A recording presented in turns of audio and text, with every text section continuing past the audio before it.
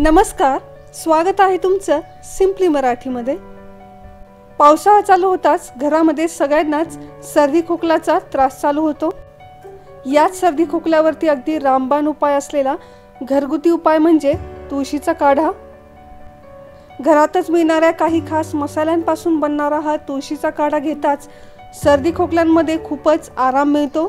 तुळशीचा काढा याला हर्बल टी असंही म्हटलं जातं। चला तर पाहूया हा तुळशीचा काढा घरी कसा बनवायचा ते। खूपच गुणकारी असा तुळशीचा काढा बनवण्यासाठी आपल्याला लागेल 5 ते 6 स्वच्छ धुतलेली तुळशीची पाने, 1 दालचिनी, थोडंसं आलं, 4 लवंगा, 5 ते 6 काळी मिरी, 1 मोठा चमचा गूळ, अर्धा छोटा चमचा हळद आणि थोडासा गवती चहा आणि आपल्याला लागेल 1 ग्लास पाणी।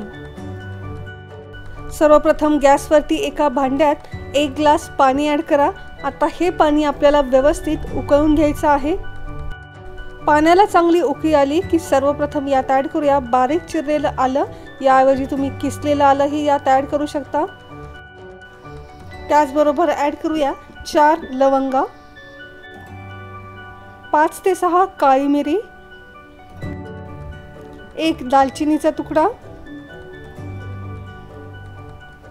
थोडासा गवती चहा, 5 ते 6 स्वच्छ धुतलेली तुळशीची पाने हे आपण हातानेच कट करून टाकणार आहोत। 1 मोठा चमचा किसलेला गूळ, अर्धा छोटा चमचा हळद। आता हे सर्व साहित्य व्यवस्थित मिक्स करून घेऊया आणि हे पाणी जे 1 ग्लास घेतलं होतं ते अर्धा ग्लास पाणी होईपर्यंत आपण याला उकळून घेणार आहोत।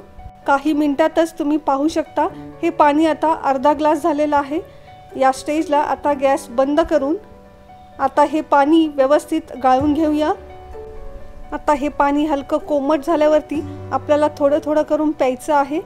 हा जो मसाला आहे हा टाकून न देता चहा बनवताना या मसाल्याचा तुम्ही वापर करू शकता। अशा प्रकारे सर्दी खोकल्यावरती खूपच गुणकारी असा तुळशीचा काढा तयार झाला आहे। तुम्ही सुद्धा हा तुळशीचा काढा घरी नक्की करून पहा। व्हिडिओ आवडल्यास या व्हिडिओला लाईक तसेच सिम्पली मराठी या चॅनलला सबस्क्राइब करायला विसरू नका।